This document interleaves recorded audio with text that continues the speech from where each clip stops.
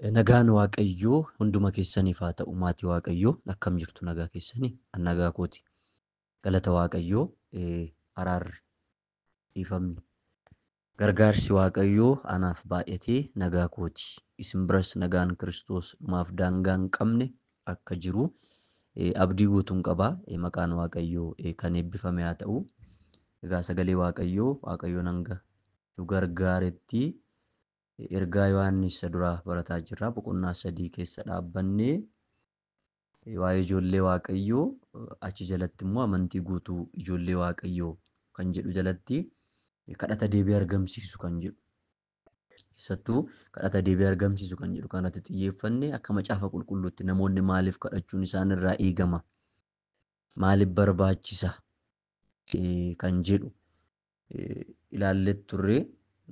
Achirratti egaa wantoonni ijoon nuti irratti xiyyeeffannee ilaallee maalidha jettan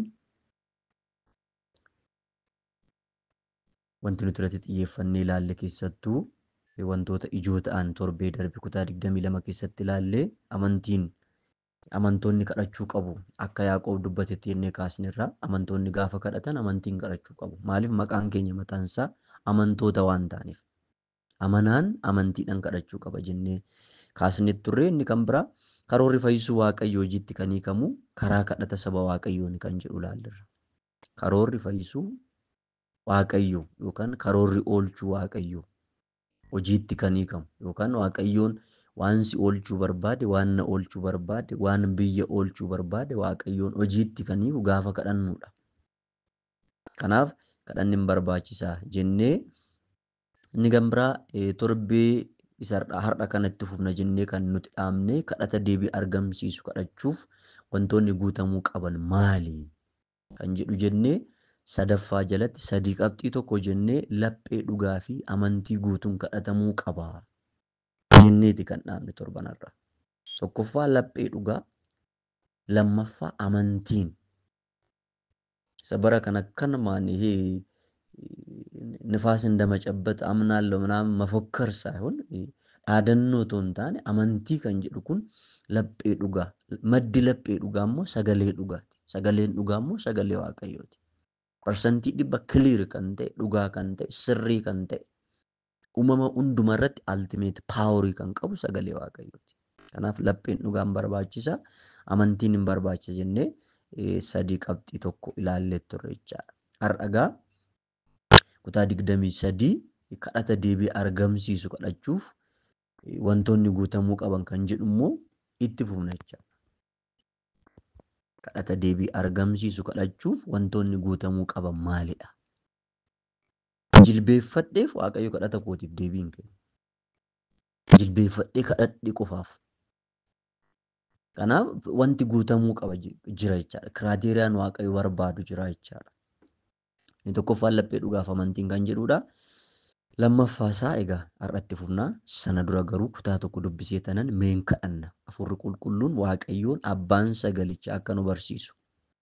Wangeelii Yohaannis boqonnaa 14 lakkoofsa 13 irratti abbaan ilma isaatiin ulfina akka argatutti waanuma isin maqaa kootiin kadhattan ani nan raawwadha.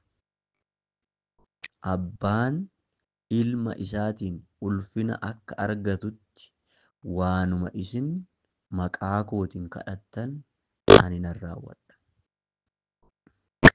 Galannii fi ulfinni hoqubaa fi jajamuun bara hamma baraatti teessoo kee isa bara baraan ifee dammaqee jiraatu sanarratti maqaa Yesuus Kiristoositiin ulfinni siif haa ta'u, galanni siif haa ta'u, jajamuun siif haa ta'u. Maqaan kee dhugaadha, maqaan kee jireenya, maqaan kee seenaa jijjiira, maqaan kee hidhaa hiika, maqaan kee maqaa caaludha, maqaan kee maqaa uumamni hundi isaaf jilbeeffatudha. Maqaa keetiin du'aan hin ka'a, maqaa keetiin seenaan jijjiirama, maqaa keetiin hafuurri hamaan ba'a. Maqaan kee maqaa caaludha, maqaan kee maqaa uumamni hundumtuu isaaf jilbeeffatudha. Yesuus Kiristoos ilma Waaqayyoo masii dhugaa, galanni siif haa ta'u. Sabichi kan keeti, sagalichi kan keeti, yeerichi kan keeti, anis kan keeti. Yoo ati nu dubbiste malee dubbachuu hin dandeenyu Waaqayyo hafuura keetiin, ayyaana keetiin, araara keetiin, saba kee iddoo garaagaraa jiru gargaari. Yakkaaf balleessaa keenya hundumaa nurraa dhiqi. Yeroo keenya afirratti mo'i. Kanammoo tokkicha ilma kee Yesuus Kiristoositiif jedhiiti raawwadhu. Maqaa Yesuus Kiristoositiin ameen. Egaa guyyaan keenyas guyyaa kadhataati. Kadhata deebii argamsiisu kadhachuuf wantoonni guutamuu qaban maali? Kan jedhu itti fufnee ilaalla gaarra. Namoonni baay'een hin kadhatu bara kana obboloota ko. Namoonni baay'een beektonni macaafa qulqulluu akka dubbatanitti amantii gara 3,000 oliitu addunyaa kanarra jira jedhamee tilmaamama. Inuma kadhata hundumtuu obboloota ko. Garuu kadhanni sun kiraateeriyaan inni guutamuu qabu qaba. Tokkoffaa warra namanneef Kiristoositti amanuu qabu. Lammaffaa nuti warri amanne tokkoffaa irratti laphee dhugaa fi amantii guutuun kadhachuu qabna. Inni lammaffaan maqaa Yesuusiin kadhatamuu qaba. Wanta biraatiin miti nuti kan kadhachuu qabnu maqaa Yesuusiin kadhachuu qabna. Lapheen dhugaa si bira jiraa? Thank you. Amantii guutuu qabdaa? Thank you. Egaa nakist immoo wanti tokko si hafa, wanti tokko naaf, wanti tokko nu hafa. Maaliin kadhatamuu qaba? Maqaa Yesuusiin kadhatamuu qaba. Maqaa Yesuusiin akka kadhannuuf eenyutu evidensii kana immoo yookaan karaa kana nuuf bane eenyu jettan immoo Kiristoos Yesuus mataa isaati. Yeroo biyya lafaarra turetti waggaa 33 walakkaa biyya lafaarra yeroo jiraate bartoota isaa warra boru wangeelatti kennu. Warra wangeela mootummaa Waaqayyoo sana waa'ee isaa akka lallaban warratti kennu sanatti isaanitti dubbate. Yohaannis kutaan amma isinii dubbise boqonnaa 14 lakkoofsa 13 irratti abbaan ilma isaatiin ulfina akka argatutti eenyu abbaan Waaqayyo abbaan Waaqayyo ilmaan ulfina akka argatutti waanuma isin maqaa kootiin kadhattan ani nan raawwadha. Isin bichaa maqaa kootiin kadhadha. Waanuma tokko isin maqaa kootiin yoo kadhattan ani nan raawwadha.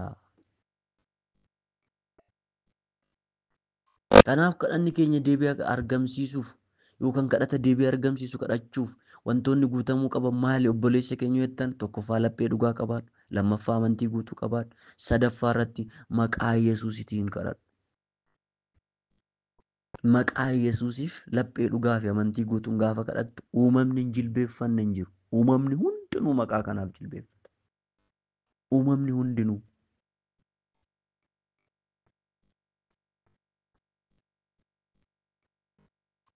Uumamni hundinuu maqaa kana ergamaan dukkanaa samiirraa gadi darbatame tokko sadaffaan seexanaa ergamaan dukkanaa samiirraa gadi darbate sun laphee dhugaa fi amantii guutuudhaan taatee gaafa maqaa Yesuus Kiristoos kana fayyadamtu inkirkira. Inkirkira obboloota ko. Kanaaf maqaa Yesuusiin kadhatamuu qaba jechaadha. Inni sadaffaan kadhanni keenya yookaan kadhata deebii argamsiisu kadhachuudhaaf wantoonni guutamuu qaban inni sadaffaan maal obboleessa keenya jettan akka fedha Waaqayyootti kadhatamuu qaba. Keessattuu kiristiyaanni bara kana ana dabalatee rakkoon keenya inni guddaan obboloota koo kana. Ifuman isinitti maqan. Namoonni baay'een ni kadhatu malee akka fedha Waaqayyootti hin kadhatan. Namoonni baay'een gara Waaqayyootti iyyuu malee hafuura qulqulluun dhaggeeffatan keessa isaaniin dhaggeeffatan kadhata koo kana keessa akkamitti akkan kadhadhu Waaqayyo barbaada hafuura qulqulluun barbaada fedhi Waaqayyoo maali kan jedhu namoonni baay'een hin dursan. Kun hin ta'uu ta'e immoo yeroo gubuudha obboloota ko. Namni illee mana jiraattan tokko keessatti seeratti mirgaaf dirqama keessan isin baasee mana sana keessa akka jiraattan yoo karoorseera ta'e egaa Waaqayyo inni samiif dachee uume immoo cal jedhee miti akka kadhattan barbaadu akka fedha isaatti akka kadhattan barbaada. Maal jechaadha kun ifa kun ergaa Yohaannis duraa boqonnaa 5 lakkoofsa 14 dhuftanii gaafa laaltan ergaa Yohaannis erge boqonnaa 5 lakkoofsa 14 isa dura akka fedha isaatti yoo isa kadhanne inni nuuf hin dhaga'a. Akka fedha isaatti yoo kadhanne inni nuuf hin dhaga'a. Akka kanatti isa amanannaa jedha. Nana manadhaan dhaadannoo miti. Maaliif bara kana yaa'u beektu keessattuu motiveeshinaal speakers warri jedhaman jiru. ሞቲቬሽናል ቲቸርስ barsiisota motivation አነቃቂ አስተማሪዎች የሚባሉ አሉ።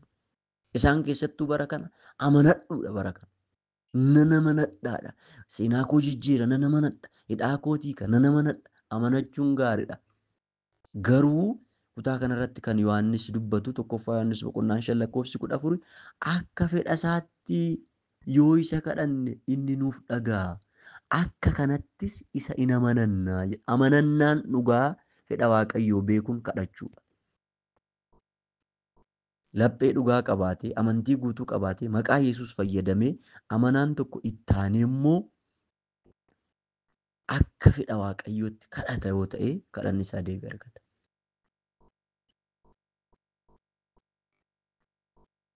Fakkeenyaaf maal jechaadha akka fedha isaa jechaan saampilii gabaabaa tokkoon isinii fudhadha. Saampilii gabaabaa saampilii ijoo ta'een isinii kaasa. Cal jennee immoo fedha isaa kan jedhu kun maali kan jedhu gaafii akka nuunu. Fakkeenyaaf barsiisan keenya dhugaa, barsiisan keenya parfeektiin, barsiisan keenya mudaa hin qabne Ibroota boqonnaa 12 irratti akka barreeffame amantii keenya kan eegale, amantii keenya kan xumure, ija keenya akka irratti kaawwannu macaafni qulqulluun kan dubbatu fakkeenyaaf Waaqayyo ilmi jaalala Waaqayyo abbaa kadhate. Yookaan Yesuus Kiristoos biyya lafaa yeroo turetti jaalala Waaqayyo abbaa kadhate obboloota ko. Nuti garuu sa'a 24 ajandaa keenya kan guutu obboloota ko waa'ee wangeelaa miti, waa'ee mootummaa Waaqayyoo miti, waa'ee qajeelummaa miti, waa'ee cubbuu irraa adda ba'uu miti, waa'ee manaati, waa'ee fooqiti, waa'ee uffataati, waa'ee bututtuuti, waa'ee wanta samiidhaa gadiiti. Kun hin barbaachisu jechuu koo miti. Waa'ee kanaa garuu macaafni qulqulluun kan dubbatu wangeela Maatewos boqonnaa 6:33 irratti mootummaa Waaqayyoo fi qajeelummaa isaa barbaada inni kaan hundumtuu isiniif dabalama. የእግዚአብሔርን መንግስት ጽድቁንም ፈልጉ ሌላ ሁሉ ይጨመርላችኋል ይላል። እኛ የተጠመድንበት እኛ የተያዝንበት እኛ የታሰርንበት ግን ምድራዊ ነገር ላይ ነው፣ ጊዜያዊ ነገር ላይ ነው። ስለ ወንጌል አይደለም፣ ስለ ጽድቅ አይደለም፣ ስለ ኢየሱስ ክርስቶስ አዳኝነት አይደለም፣ ስለ ኃጢአትን ስለ ማሸነፍ አይደለም፣ ስለ እግዚአብሔር መንግስት አይደለም፣ ስለ መሰረታዊ የክርስትና ትምህርት አይደለም። ጸሎታችን እሱ አይደለም።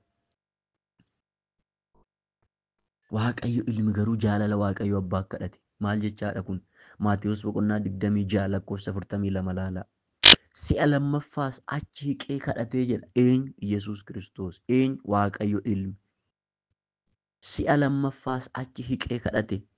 Yaa abbaa koo xoofoon dhiphinaa kun otoo hin dhugin anarra darbuun hin danda'amu yoo ta'e jaalalli kee haa raawwatamu jedhe. Ani xoofoo kana dhuguun dirqama yoo ta'e, ani xoofoo kana dirqama raawwachuun qaba yoo ta'e, yaa abbaa koo jaalalli kee haa raawwatamu jedhe. Yesuus Kiristoos. Jaalalli kee maal haa ta'u? Haa raawwatamu.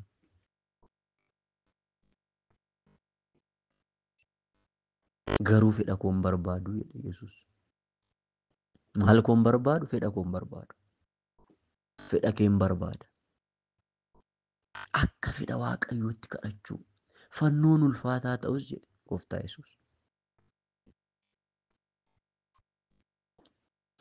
Fannifamuu sanarra, mismaara rukutamuu sanarratti reebamuun, garafamuun, dhiigni akka bishaanii dhangala'u sun fannoon ulfaataa ta'usii jedhe fedhi kee haa ta'u jedhe.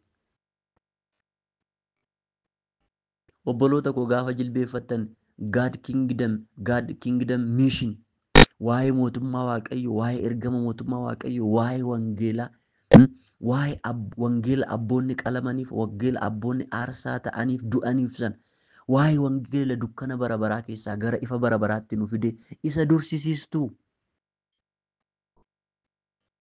Mee mata duree kadhata keessan ilaalaa, mee ajandaa keessan ilaalaa, mee ajandaa keessan kan guute ilaalaa. Yeroo jilbeeffattan mee waan kadhattan cal jettanii dubbachuu qofa otoo hin taane waan kadhattan mee yaadadha.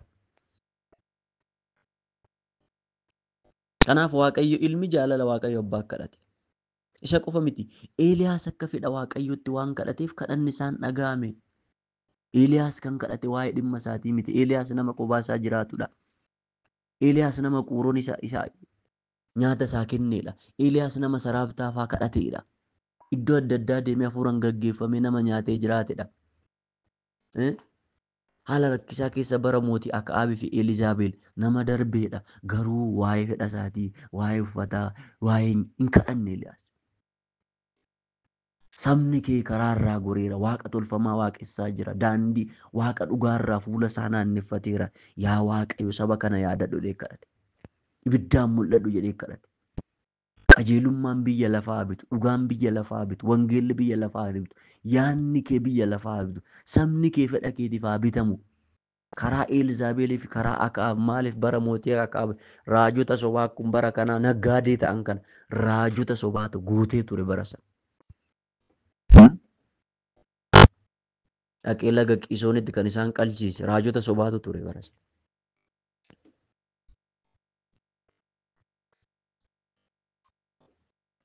Kanaaf firoottan koo Eeliyaas akka fedha Waaqayyo ilmi Iyesuus Kiristoos fedha Waaqayyo abbaa kadhate. Eeliyaas akka fedha Waaqayyootti kadhate. Kanaaf kadhanni isaa dhaga'ame. Yeroo dheeraa akka kadhateetii miti.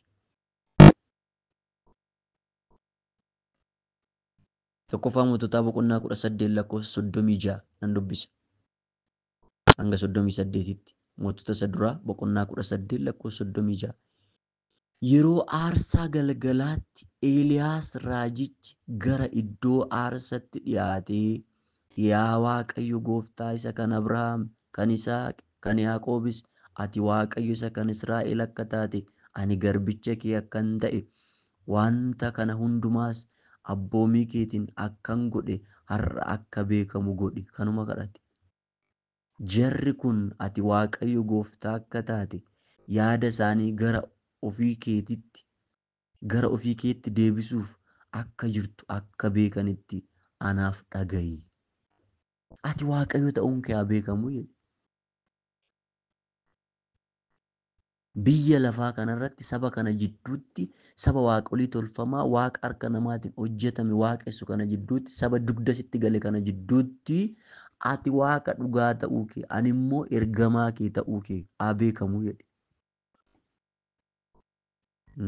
Malee beezik nidiin kadhanne bara kana beezik nidii kadhatama. Beezik nidii food, clothes, shelter kana kadhachuun hin barbaachisu jechuu koo miti obboloota koo. Kuni ishuu guddaa ta'uu hin qabu. Kuni mata duree jalqabaa ta'uu hin qabu. Mata dureen jalqabaa Iyesuus ta'uu qaba. Mootummaa Waaqayyoo ta'uu qaba. Qajeelummaa ta'uu qaba. Jaalala ta'uu qaba. Firii hafuuraa horachuun bifa Kiristoos qabaachuun mootummaa Waaqayyoo akkan galuuf na gargaari kan jedhu ta'uu qaba. ይሄ ነው መቅደም ያለበት። ስለ እግዚአብሔር መንግስት፣ ስለ ጽድቅ፣ ስለ ወንጌል፣ ስለ ኢየሱስ ክርስቶስ አዳኝነት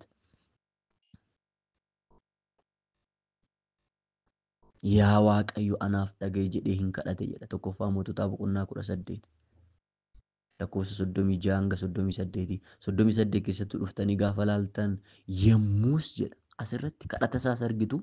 Boqonnaa 18 lakkoofsa 38, 36 fi 37 kadhata isaati. 38 deebii isaati. Kadhanni isaas asuma deebiin isaas asuma. Obboloota koo yaada Waaqayyo hafuura qulqulluu dhaggeeffachuudhaan yeroo kadhattanii kadhaticha bukkee deebinis jira. Yemmuus ibiddi waaqarraa bu'ee qalmicha gubamu qoraanicha dhagaa fi biyyoo gubee bishaan bool'icha keessa tures arraabee hin gogsee.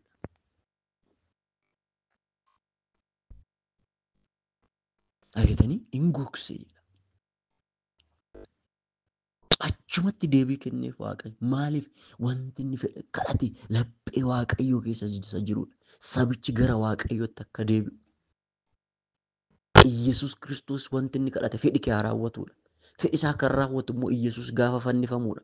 Iyesuus gaafa fannifamu karaa fannoo sanaati sabichi gara mootummaa Waaqayyoo karaa dhiiga sanaatiin galuu kan danda'u. Karaa dhiiga oolichaatiin galuu kan danda'u. Eeliyaasis gara Waaqayyootti akka sabni deebi'uuf kadhate. Maali kadhanni keessan? Obboleettii koo maal kadhatte yeroo jilbeeffatte sa'a 24? Obboleessa koo maal kadhatta? Inni kan biraa hubachuu kan qabnu waaqoleen ormaa waaqa Israa'el isa qulqulluu gonkumaa hin caalan obboloota koo. Ergamaan dukkanaa samiidhaa darbatame seexanni obboloota koo kireetariidha. Kireetidiidha.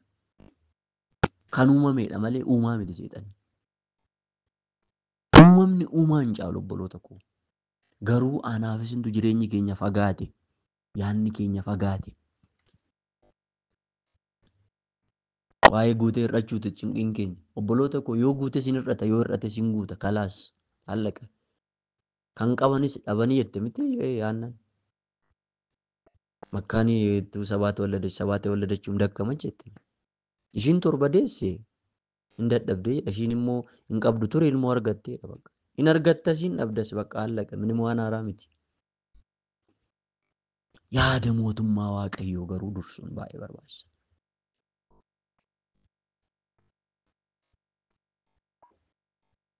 Garuu har'as chaaleenjii wanti isin godhu Eeliyaas uummata yeroo sana ture chaaleenjii godhe saba yeroo sana ture hundumtuu Waaqayyoo dugda isaa naannessee waan tureef.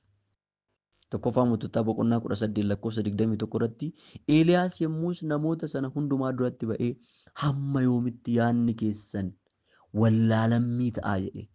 Amma yoomitti wallaaltu, amma yoomitti hubannaa dhabdu. Waaqa galaana Eertiraa bare, Waaqa iddootti waggaa 430 qaxaqqaxamtan keessaa sin baase, Waaqa lafa onaa keessatti iddoo lafa onaa goggogamtuu hin jirre keessatti guyyaa utubaa abiddaatiin, guyyaa utubaa duumessaatiin, halkan utubaa abiddaatiin Waaqa sin gaggeesse, Waaqa isinii laate, Waaqa dhagaa goggogaa keessaa kattaa dhoosee bishaan isinii baase. Isarraa amma yoomitti naannoftu, amma yoomitti wallaalammii ta'a yaadni keessan. Gooftichi Israa'el Waaqayyoodha yoo ta'e isa duukaa bu'aa yookiis Ba'aaltu Waaqayyoodha yoo ta'e isa duukaa bu'aa isaaniin jedhe. Jarri garuu waa tokkollee hin dubbanne. Yommus Eeliyaas namoota sanaan raajota Waaqayyo keessaa ana duwwaa tafe Ba'aal garuu raajota 450 qaba. Ba'aal raajota 450 qaba. Argitanii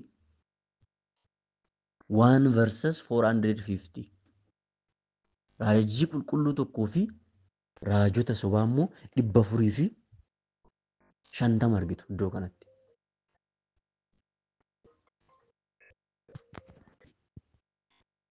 Ifama bilbilatu jidduun galee kanaaf kutaa kanarratti kan argitanii Mootota isa duraa boqonnaa 18:21 kaasee dhuftanii gaafa laaltan amma 24 irratti raajota sobaa 450tu ture. Raajota Ba'aal, raajota waaqa tolfamaa waaqessan.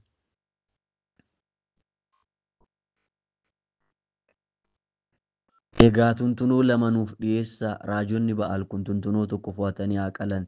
Foon isaa immoo buusaa buusatti rukukkutaa qoraan irra haa naqan. Garuu ibiddatti hin qabsiisin. Ani immoo tuntunoo isa kaan qopheessee qoraan irra nan naqa. Garuu ibiddatti hin qabsiisu. Isaan Waaqayyo isaanii maqaadhaan haa kadhatan. Anis Waaqayyo maqaadhaan nan kadhadha. Waaqayyo inni ibidda ergu isaatiin deebii kennu inni dhuguma Waaqayyoodha jedhe. Waaqayyo inni ibidda erguu isaatiin deebii kennu inni dhuguma Waaqayyoodha jedhe. Namoonni sun hundinuu deebisanii dubbiin kun bayeessaa jedhanidha. Egaa 36 sana masinii dubbise 18:36 hanga 38tti Waaqayyo yeroo deebisu argitu. Maaliif kadhata Eeliyaasitu akka fedha Waaqayyootti ture. Yaada Waaqayyoo keessa ture. Laphee Waaqayyoo ture. Saba gara Waaqayyootti deebisuu ture. Saba kan isaa ta'e saba Israa'el, saba bani Abrahaamii kaasee uumama 12 kaasee kan kooti jedhee Uur keessaa Kaldoota keessaa fo'atee baase. Neeshiniin sun saba isaa waan ta'eef biyya Gibxii waggaa 430 ture. Achiin booda gara uummata 600 ta'ee laga Eertiraa qaxxaamuree saba isaa waan ta'eef saba kan kooti jedhe waan ta'eef sabni sun gara Waaqayyootti akka deebi'uudha deebiin Eeliyaas kan ture. Kadhanni Eeliyaas kan ture.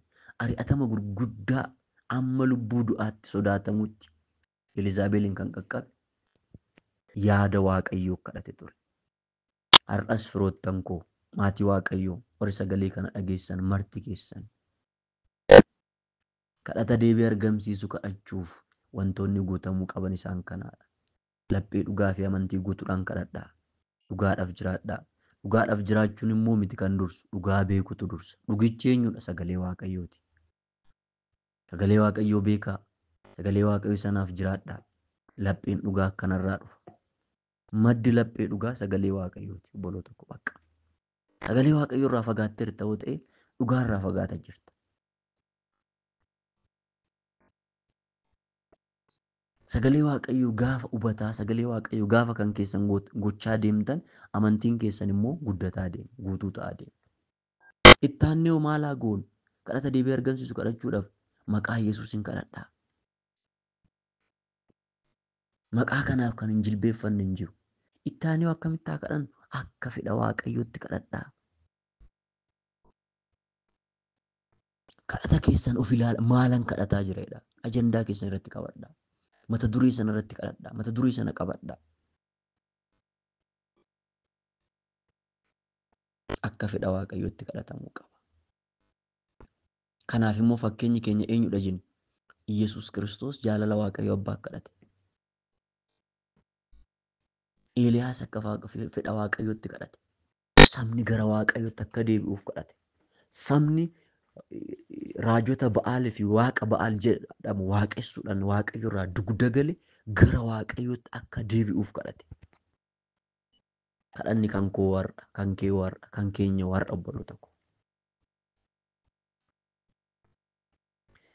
Kanaaf jireenya keenya kana keessatti haa ilaalluun isiniin jedhaa.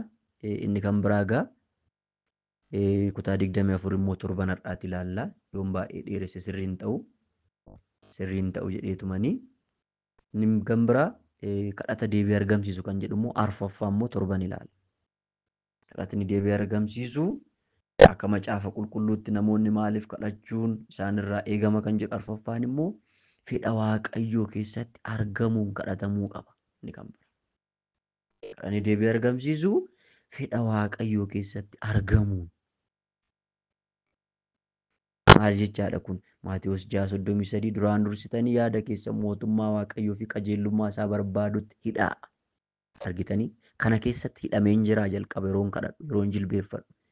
Yaadni koo as keessatti hidhamee jira. Qajeelummaa keessatti, mootummaa Waaqayyoo keessatti, yaada Waaqayyoo keessatti hidhameen jira. Isa kana immoo torban itti fufu. Afur jalatti immoo qabxiiwwan jiran torban itti fufnaa. Waaqayyoon ayyaana isaa, araara isaa hunduma keessaniif haa baay'isu. Viyuu keessan baay'een ilaalaa jira. Baay'ee namatti toltu. Baay'ee gammadeen kan isin tajaajilaa jiru. Maaliif? Dhaloonni dheebotee dhaggeeffatu waan jiruuf. Kanaaf of kennuun immoo boru Kiristoos fuuldura gaafa dhaabbattan dhugaadhumaan gonfoodhaaf isin qopheessa waan ta'eef baay'ee namatti tola. Dadammaqiinsi keessan, koomitimantiin keessan, of kennuun keessan. Obboloota koo yeroo tajaajiltan waa tokko yaadaa. Yesuusidha kan tajaajilaa jirtan. Borusa fuuldura dhaabbattu. Yeroo sagalee Waaqayyoo lallabdanis, yeroo faarfattanis, yeroo kadhattanis, yeroo walaloo dhiyeessitanis, hojii hafuuraa kamuu yeroo hojjettan borusa fuuldura akka dhaabbattan yaada. Isa gitaa jedhaati yaada. Isaaf madaalaa jedhaati. Komitid ta'aati. ለምን መጽሐፍ ቅዱስ ሲናገር ኤርሚያስ ላይ የእግዚአብሔርን ስራ በቸልታ የሚሰራ የተረገመ ይሁን ይላል። ቸል jecha hojii Waaqayyoo kan hojjetu kan abaarame haa ta'u jedha. Abaarsa keessa kan gale Waaqa isa nu uumedha kan nuti tajaajilu. Isa samii uumedha. Isa uumama hunduma irratti aangoo qabudha. Isa uumama kana hunduma dabarsee immoo ofii isaatii darbee jiraatu Waaqa guddaadha. Guddummaansaa galaanni too qalama ta'e dacheen otoo dacheenis samiinis otoo waraqaa ta'e Waaqa ibsamee dhumne obboloota koo. Amma nutti manii oliidha Waaqayyo. Amma nu lallabanii oliidha Waaqayyo. Amma nu beeksisanii oliidha Waaqayyo. Waaqayyo guddaadha. Kanaaf of kennaati tajaajilaa, komiitir ta'aatii tajaajilaan isiniin jedhaa. Ayyaanni Waaqayyoo, araarri Waaqayyoo, dibanni Waaqayyoo, gargaarsi Waaqayyoo, mul'anni Waaqayyoo, eebbi Waaqayyoo dhugaa laphee keessaniif boqonnaa kennu mana jirtan, biyya jirtan, naannoo jirtan irratti maqaa Iyesuus Kiristoositiin gola keessan irratti haa roobu. Dhiiga Kiristoos Iyesuusin eegamaa. Torban gaarii, torban har'aa immoo ittuma fufnaa. Fedha Waaqayyoo keessatti argamuun kadhatamuu kan qabummoo akkamitti kan jedhu qabxiiwwan gara I think sadiitti dhiyaatan, sadii naannoo sanatti dhiyaatan immoo torban har'aa immoo gadi fageenya in ilaalla. Sirriitti dhaggeeffadhaa. Sheer godhaa dhaloonni haa oolanii waa baay'ee waan gatii hin baafne tapha garaagaraa, baacoo garaagaraa sheer goona waan ta'eef sheer godhaan isiniin jedhaa. Kadhata keessaniin immoo yeroo hundumaa nu yaadadhaa. Ayyaanni Waaqayyoo isiniif haa baay'atu saba Waaqayyoo eebbifamaa. Dadammaqiinsi keessan baay'ee namatti tola. Gartuu kana keessatti immoo dhaloota biraa affeeraa, haa dhufan, haa hirmaatan, haa baratan, kakaasaa, dadammaqsaa. Bakka hojii Waaqayyoo isa kan obboloota koo waan biraa waan dinqi addaa tokko hin eegina. Dadammaqsaa dhaloonni biraa dhufanii akka hirmaatan ayyaanni Waaqayyoo isiniif haa baay'atu. Yeroo gaarii qabaadhaa.